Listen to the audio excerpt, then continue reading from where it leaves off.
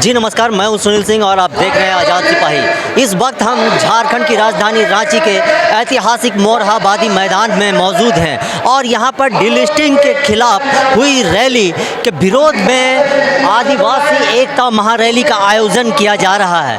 आप देख सकते हैं कि पूरे मोरहाबादी मैदान में विभिन्न आदिवासी जनजातीय समुदाय के लोग यहाँ पर एकत्रित हुए हैं और ये लोग जिस तरह से आदिवासियों के ऊपर हो रहे चौतरफा हमले और केंद्र की मोदी सरकार द्वारा आदिवासियों को संविधान में प्रदत्त सुरक्षा कवच कानूनों को कमज़ोर करने के विरोध में इस महारैली का आगाज़ किया गया है। और इस रैली का आयोजन झारखंड कांग्रेस के कार्यकारी अध्यक्ष बंधु तिर्की के नेतृत्व में ये आंदोलन किया जा रहा है। आप देख सकते हैं कि मंच पर तमाम आदिवासी संगठन के और जन संगठन के लोग यहाँ पर मौजूद हैं। हम यहाँ पर आपको हम बात कराना चाहेंगे रमा खलको जी से। रमा जी, ये आदिवासी महारैली जो डिलिस्टिंग के खिलाफ इसके प्रत्युत्तर में जो महारैली कर रहे हैं, ऐसी आखिर क्या नौबत आई कि इस रैली के द्वारा जवाब देना पड़ रहा है? देखिए, ये जो आज आदिवासी एकता महारैली आप देख रहे हैं, इतना जन सैलाब उमड़ पड़ी है, झारखंड के कोने कोने से लोग आए हैं। ये बात नहीं है कि डिलिस्टिंग का जवाब है, ये बात नहीं है। ये बात है कि जो विगत दिनों जो जिस प्रकार से जाति धर्म को लेकर के लड़ाने की कोशिश किया जा रहा है, उसके लिए ये एकता रैली किया गया है। क्योंकि आदिवासी समाज में 32 जनजातियाँ आती हैं और सभी जनजाति को समेट करके आज यहाँ पर ये बताने का काम किया जा रहा है कि हम आदिवासी एक हैं। संविधान के द्वारा जो हमें कानून मिला है, जो हमें अधिकार मिला है, उसका हनन हो रहा है। जल जंगल जमीन से जितने भी बनाए गए कानून थे, सबको तोड़ा मरोड़ा जा रहा है। हमारे आदिवासी लोगों के लिए जो कानून था, उसको भी धीरे धीरे साजिश के तहत तोड़ा जा रहा है। खास तौर पर जो सरना कोड की बात हम लोग करते हैं, तो आप देखेंगे कि हिंदू मुस्लिम जो पत्र में लिखा हुआ है, सिख ईसाई जैन बौद्ध और अन्य को हटा दिया गया है। तो अगर हम कहते हैं कि अगर 15 करोड़ से ज़्यादा आबादी हमारे आदिवासी पूरे देश में है, तो भी केंद्र सरकार को क्या आपत्ति हो रही है कि आप उनको एक हमारा कोड नहीं दे देते हैं? अगर हमारे जन कल्याण की बात वो करते हैं, अगर वो कहते हैं कि हम आदिवासी को राष्ट्रपति बना दिए, तो उनके जो जनजाति पूरे देश में है, उनकी सामाजिक आर्थिक राजनीतिक शैक्षणिक जो है अधिकार के लिए तो आप एक कोड दे करके आप उसके लिए अलग से फंडिंग कर सकते हैं। लेकिन कहीं ना कहीं ये साजिश के तहत हम लोगों को तोड़ा मरोड़ा जा रहा है, जिसका नतीजा है कि आज आदिवासी एकता महारैली आज यहाँ पर उसका किया गया, इसलिए कि लोगों को बताने का काम किया जा रहा है कि जो विगत दिनों से लेकर के अभी भी धर्म जाति के नाम से लड़ा रहे हैं, वो हम लड़ेंगे नहीं। आने वाला 2024 में हम चौकन्ना रहेंगे। आदिवासी जागो आदिवासी, इसका ये हम लोग नारा दे रहे हैं। ये जो यहाँ पर जो डिलिस्टिंग को लेकर के जो एक आंदोलन हुआ था और जो रैली हुई थी, आपको क्या लगता है कि डिलिस्टिंग का मांग जायज़ है या गलत है? देखिए, डिलिस्टिंग का मांग वो लोग कर रहे थे, लेकिन मैं जनजातीय सुरक्षा मंच से सवाल करना चाहती हूँ आपके माध्यम से कि डिलिस्टिंग जो ईसाई धर्म से लोगों को घर वापसी कर रहे हैं और धर्मांतरण का जो कानून भी पास हुआ है, बना हुआ है, तो आप उसके तहत क्यों नहीं आप केस करते हैं? और अगर आप वापसी भी कर रहे हैं तो आप उसको मूल आदिवासी में तो रहने दे नहीं रहे हैं, उसको आप हिंदू की ओर आप ले जा रहे हैं। तो कहीं ना कहीं ये सवाल है। और ये देखिए, जो डिलिस्टिंग की बात कर रहे हैं, डिलिस्टिंग पूरा आदिवासी समुदाय के होने की तैयारी चल रही है केंद्र सरकार के द्वारा। ना कोई सिर्फ ईसाई नहीं, पूरा आदिवासी का जिस प्रकार से आपको खत्म किया जा रहा है, आरक्षण से हटा रहा है, 5वीं अनुसूची को खत्म कर रहा है, पेशा कानून को खत्म किया जा रहा है, वन अधिकार को खत्म किया जा रहा है, आदिवासी को खत्म करने की साजिश है। इसलिए आज आदिवासी एकता महारैली के माध्यम से केंद्र सरकार को और बताने का हम लोग कोशिश कर रहे हैं। इस तरह से रमा खलको ने कहा कि जो यहाँ पर मुद्दे आदिवासियों से जो 32 जनजातियाँ हैं, उनके तमाम कई तरह के मुद्दे हैं। इन मुद्दों में आदिवासी सुरक्षा को लेकर के जो पेशा कानून है, जो CNT SPD कानून है, ऐसे तमाम कानूनों को लेकर के ये किया जा रहा है। हम आपको एक झारखंड के आंदोलनकारी जो है उनसे बात कराते हैं।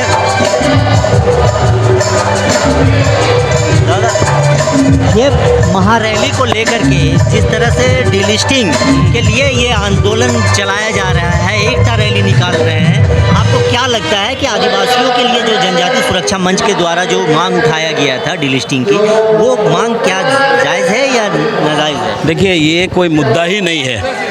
ये कोई मुद्दा भी नहीं है डिलिस्टिंग का, और हम लोगों ने इस रैली को डिलिस्टिंग के नाम पे नहीं बुलाया है। ये रैली आदिवासियों की एकता की रैली है, और जो नागरिक सुरक्षा मंच के जो लोग ये बातें कर रहे हैं ना, उनको इसके बारे में पता ही नहीं है कि डिलिस्टिंग है क्या चीज़।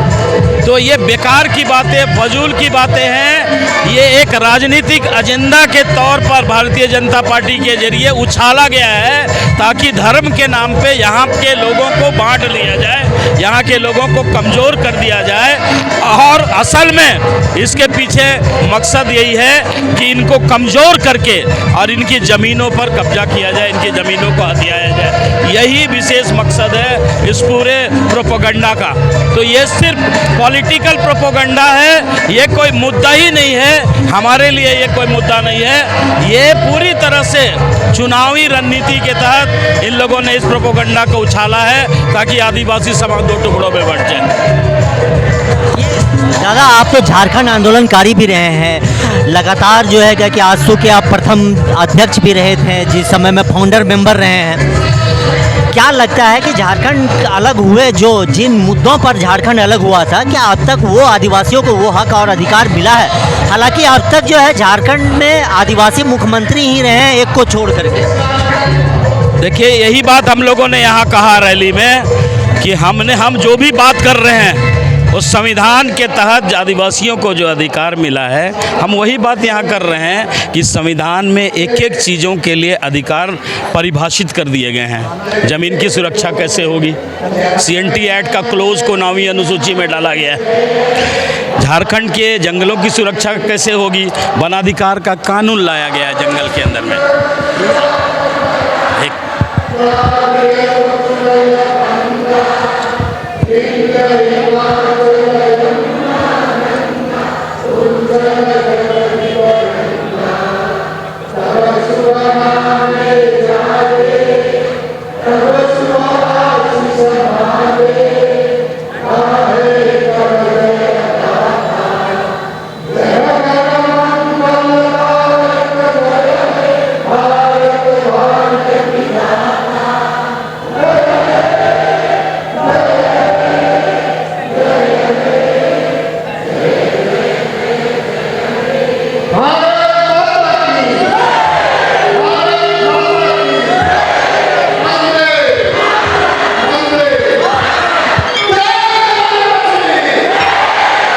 तो प्रभाकर तिर्की जी से हम और इस बात को हम करते हैं। प्रभाकर जी, क्या लगता है कि किस तरह से आदिवासी का विकास होगा, जो अब यहाँ के जो मौजूदा जो आदिवासियों का मेन CNT SPT एक्ट है, चाहे पेशा कानून है, इसमें किस तरह की सेंधमारी हो रही है, जिसका आवाज़ आप लोग उठा रहे हैं? देखिए, सबसे बड़ी बात कि संविधान की धारा 13 में स्पष्ट तौर पर आदिवासियों के रूढ़िवादी सामाजिक परंपरा को कानूनी मान्यता दी गई है। ये कानून है हमारा। रूढ़िवादी परंपरा के अंदर में जो विधि और विधान है वो हमारा कानून है। इसको सर्वोच्च न्यायालय भी मानता है और उच्चतम न्यायालय भी मानता है। हमारे रूढ़िवादी परंपरा को 5वीं अनुसूची के तहत अधिकार दिए गए हैं, और उसके तहत जो पेशा कानून बनाया गया है उसमें ग्राम सभा को अधिकार दिया गया है। चूँकि आदिवासियों की पारंपरिक व्यवस्था गाँवों के अंदर बसी है, और आदिवासी अपने पारंपरिक व्यवस्था के जरिए अपने समाज को चलाते हैं। तो जब उसको कानूनी मान्यता मिली है तो आप ग्राम सभा को अधिकार दे दीजिए। 5वीं अनुसूची के तहत जो ग्राम सभा बना है उसकी नियमावली आज तक लागू नहीं हुई, जिसके चलते ग्राम सभा को उसका अधिकार नहीं मिला, और ग्राम सभाओं के जरिए जो विकास की योजनाएं आगे जानी थी वो नहीं हो पा रही है, जिसके चलते निचले स्तर पर जो विकास के होने चाहिए कार्यक्रम, जो योजनाएं गांव वाले खुद बना सकते हैं ग्राम सभा में, उसको दरकिनार करके उनके ऊपर ऐसी योजनाएं थोपी जाती हैं जो उनके लिए उपयोगी ही नहीं है, उनके लिए फ्रूटफुल नहीं है। तो हम चाहते हैं कि जब ग्राम सभा को संविधान में कानूनी अधिकार दिया गया है तो गांव सभा जो निर्णय ले उसकी मान्यता होनी चाहिए, गांव सभा जो योजनाएं बनाए उसकी मान्यता होनी चाहिए, ताकि वो अपने अनुसार जो योजना बनाएंगे उनके जरिए उनका विकास सुनिश्चित होगा। ये हम मांगना चाहते हैं कि इसको पेशा कानून की नियमावली को लागू किया जाए और ग्राम सभा को अधिकार दिए जाएं, ताकि हमारी पारंपरिक समाज व्यवस्था सुरक्षित रहे और उसके जरिए हमारी योजनाएं सुचारू रूप से चले और लोगों का विकास हो। तो ये प्रभाकर तिर्की जी का साफ कहना है कि जिस तरह से ग्राम सभा को मजबूत करने के लिए अब पेशा कानून को अक्षरांश पालन यहाँ पर झारखंड राज्य में होना चाहिए, क्योंकि ये राज्य 5वीं अनुसूची में आती है और ये 5वीं अनुसूची में आने के बाद जब तक इसे ये अधिकार नहीं मिल जाता तब तक ये इस राज्य का विकास नहीं हो सकता।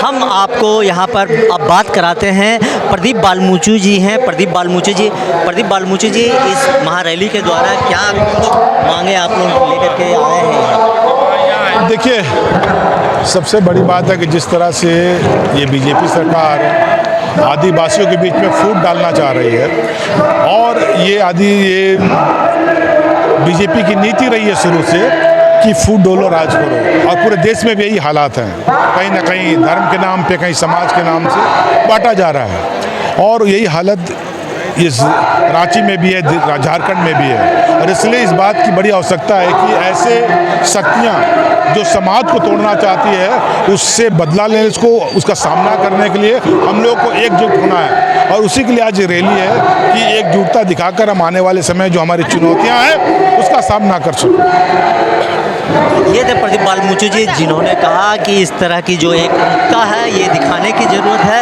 यहाँ पर हम बात करेंगे जो मुख्य अतिथि के रूप में आए हुए हैं शिवाजी राव माधे जी, इनसे बात करते हैं। माधे जी, ये महारैली को लेकर के जो यहाँ पर आए हैं, इस रैली से क्या कुछ संदेश देना चाहते हैं? आखिर किस तरह से झारखंड के आदिवासी या कहें कि देश के आदिवासियों के साथ में कौन से ऐसे अधिकार का हनन किया जा रहा है? देखो, ये रैली क्यों हुआ मालूम है क्या? ये बीजेपी के बचकाने की वजह से हुआ। ये आदिवासी के खिलाफ काम कर रहे हैं ना। अपने सब ये जो अपना तुम्हारा ये जो घटना है अपनी संविधान बोलता है तुम कोई धर्म में जा सकते, जात नहीं बदल सकते, धर्म बदलो, कितने बदलो, इसको घटना में है ना। सुप्रीम कोर्ट, हाई कोर्ट बोलता है, फिर भी बीजेपी वाले उल्टा धंधा कर रहे। आरएसएस उसके सभा सम्मेलन ले रहे। हमारे महाराष्ट्र में 3 सम्मेलन हुए। अच्छा, कोई हमको वनवासी नहीं बोलता, कोई पार्टी नहीं बोलती, कोई नहीं बोलता, लेकिन बीजेपी क्या लिखती है? वनवासी आश्रम स्कूल, वनवासी स्पोर्ट्स सिंह, वनवासी कल्याण स्कूल। ये जानबूझ देश के सारे संगठन आदिवासी के बोलते हैं कि ऐसा मत बोलो, हम वनवासी नहीं, हम आदिवासी हैं, फिर भी यह कर रहे हैं। तो कहने का मतलब है जानबूझ को आदिवासी को छेड़ रहे करके हम उनके खिलाफ बोलना पड़ता है, नहीं तो हम बोलने में क्या जाती है। नहीं, जिस तरह से यहाँ पर जनजातीय सुरक्षा मंच के द्वारा रैली किया गया था और डिलिस्टिंग का मांग उठाया था, उन लोगों का कहना था कि जो मिशनरीज जो चले गए हैं, जो ईसाई हो गए हैं, तो उसे आदिवासी की सुख सुविधा कैसे दिया जाए और वो किस तरह से उसके जो एसटी सीट है वहाँ से कैसे वो चुनाव लड़ेंगे? देखो, ऐसा है कि अपने भारतीय राज्य घटना में क्या है, जो संविधान में क्या लिखा है, संविधान में ये लिखा है रिजर्वेशन जात पर है, धर्म पर नहीं है। जात पर दरक है, जात वाला कहीं भी जाएगा, कोई भी धर्म में जाएगा तो उसको सहूलत ही मिलना है। ये जो रिजर्वेशन है वो गरीब है, श्रीमंत है, इस पर नहीं है। हजारों साल से ये जाति पर अन्याय हुआ, उसके लिए रिजर्वेशन दिया हुआ है, समझे ना। करके बोलते जात पर, धर्म पर नहीं, कोई धर्म कितना बदलो। ये सिर्फ आदिवासी के लिए ही है। अनुच्छेद 13 में, SC भी 14 में जब हम बात करते हैं तो अगर ये एससी है, वो अगर अपना धर्म बदलता है तो उसकी जात भी बदल जाती है। देखो, तो क्या आदिवासी में भी देखो, अपना देश काय पर चल रहा है? संविधान पर चल रहा है। संविधान तो है ही ना, जब तक संविधान में बदल नहीं होता तो कुछ होता नहीं ना। ये तो कहना हमारा, ये जो आज वो पुराने ज़माने की बात, आज के ज़माने इसलिए कि संविधान वही है, देश के करोड़ों लोगों ने संविधान माना है। अपने संविधान की वैशिष्ट ऐसी है, अपने साथ में 10 से देश अलग अलग हुए, हर जगह मिलिट्री लगी। नेपाल में मिलिट्री लग गई, पाकिस्तान में मिलिट्री लगी, बांग्लादेश में मिलिट्री लगी, तुम्हारे नेपाल में मिलिट्री लगी। अपने देश में एक बार भी मिलिट्री लगी नहीं। क्यों नहीं लगी? हमारा संविधान मजबूत है, करोड़ लोग उसको मानते हैं। संविधान बदलना इतना आसान नहीं है, नहीं तो ये कभी बदल डालते थे। करके हम बोलते हैं कि संविधान के सब देश चल रहा है, उस हिसाब से तुम चलो, ये चलते नहीं। इसका मकसद है पॉलिटिकल है। वो क्या चाहते हैं कि आदिवासी जो है बीजेपी को मानते नहीं, तो उसको तोड़ फोड़ के डिवीज़न करके ऐसे हवा फैला के उनमें बेबनाव करके तोड़े तो आप लोगों को फ़ायदा मिलता है, ये धंधा करें। जिस तरह से शिवाजी राव माधे जी ने कहा कि ये राजनीतिक से प्रेरित होकर के इस तरह के जो डिमांड किया जा रहा है आदिवासियों के बीच में तोड़ फोड़ किया करने की कोशिश की जा रही है, देश संविधान से चलता है। यहाँ पर बंधु तिर्की जी हैं, देखते हैं क्या कुछ कह रहे हैं। ये पुस्तकालय हम लोग के पास भी है, ये लोग अपना पुस्तक ना बचा, हमारे पास एक से एक लोग हैं। सवाल है उससे लोगों को, हम आदिवासियों को भी पहचानने का। आने वाले दिन के लिए हम लोग के लिए एक बहुत बड़ी चुनौती है। हम मिल करके इस चुनौती का सामना करेंगे। हमारे लोगों को बांटने का जो प्रयास किया जा रहा है, हम इसको भी हम किसी हालत से कामयाब नहीं होने देंगे। और आज तो एक तरफ से समझ लिया कि परिचय हुआ है, अभी झारखंड एकता होगा। ये आपका टेलर है, अभी तो झांकी बाकी है, अभी पूरा तो आंधी है, झांकी अभी बाकी है। पूरे राज में घूम करके आदिवासियों को एकजुट करेंगे। मोघे साहब हमारे आए हैं, शिवाजी राव मोघे जी, महाराष्ट्र के बड़े आदिवासी नेता, 6 टर्म मंत्री रह चुके हैं, आदिवासी कांग्रेस का अध्यक्ष। मिल करके हम लोग एक पूरी नई जोश ताकत के साथ, आपने देखा होगा पूरे लोग अभी हैं, हम लोग इसको झारखंड के एक नई टीम हमारे जो हैं आंदोलनकारी लोग के साथ मिल करके हम लोग इसको सभी जगह जाएंगे और इस बात को हम लोगों के बीच में बताने का काम करेंगे। ये थे बंधु तिर्की जिन्होंने इस महारैली का आयोजन किया है। इनके नेतृत्व में ही इस रैली का आयोजन किया गया और इनका साफ तौर पे कहना है कि ये सिर्फ महारैली जो अभी हुई है, ये महारैली सिर्फ झांकी है और बाकी अभी पूरी फिल्म जो पिक्चर अभी बाकी है। और अब देखना होगा कि यह रैली जो आने वाले 2024 के एक तरह से कहें कि आदिवासी संगठनों के द्वारा जो बिगुल फूंका गया है वो अपने किस मुकाम तक पहुंचती है, ये देखने वाली बात होगी। आप बने रहिए हमारे साथ, देखते रहिए आज़ाद सिपाही। धन्यवाद।